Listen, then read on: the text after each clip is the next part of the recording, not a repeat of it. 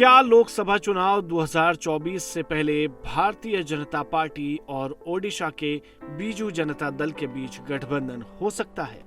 पिछले कुछ दिनों से सियासी गलियारों में ये सवाल घूम रहा है। बुधवार को ओडिशा इकाई के भाजपा नेताओं ने अमित शाह और जेपी नड्डा के साथ दिल्ली में मुलाकात की, तो इसी दिन बीजेडी नेताओं की सीएम नवीन पटनायक के आवास पर बैठक हुई। गृह मंत्री अमित शाह के दौरे के दौरान दोनों दलों के बीच गठबंधन को लेकर औपचारिक घोषणा की जा सकती है। बीजेडी उपाध्यक्ष और विधायक देवी प्रसाद मिश्रा ने तो बीजेपी के साथ संभावित गठबंधन की बात भी कह दी है। पीएम मोदी ने हाल ही में अपने ओडिशा दौरे के दौरान कुछ ऐसे संकेत दिए जिससे ये लगने लगा कि 15 साल के बाद एक बार फिर दोनों दल हाथ मिलाने वाले हैं।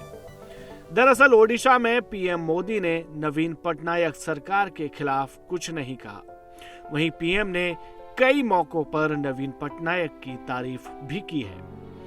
गौरतलब है कि अभी तक गठबंधन की कोई औपचारिक घोषणा नहीं हुई है, लेकिन सवाल यह भी है कि अगर दोनों दलों के बीच गठबंधन हो जाता है तो सीट शेयरिंग को लेकर राज्य में क्या फॉर्मूला होगा? क्या कहीं सीट शेयरिंग को लेकर दोनों दलों के बीच पेंच तो नहीं फंस जाएगा? ओडिशा में कुल 21 लोकसभा सीटें हैं। वर्तमान में बीजेडी के पास 12, बीजेपी के पास 8 और कांग्रेस के खाते में महज 1 सीट है। गठबंधन की स्थिति में भाजपा 5 से 6 सीटें ज्यादा चाहेगी और बदले में विधानसभा में कुछ ज्यादा सीटें दे सकती है, क्योंकि ओडिशा में लोकसभा के साथ साथ विधानसभा चुनाव भी होना है। खबर यह भी है कि फिलहाल भाजपा लोकसभा की 14 सीटें चाहती है और बीजेडी को 7 सीटें देना चाहती है। देखना होगा कि आखिर किस फॉर्मूले पर जाकर बात बनती है। Honourable chief minister Shri Naveen Patnaik ji was present and with him 18-20 senior leaders and functionaries of the Biju Janata Dal party were present in the discussion, and all the aspects for the coming and strategy for the coming general election was discussed, and it was decided that anything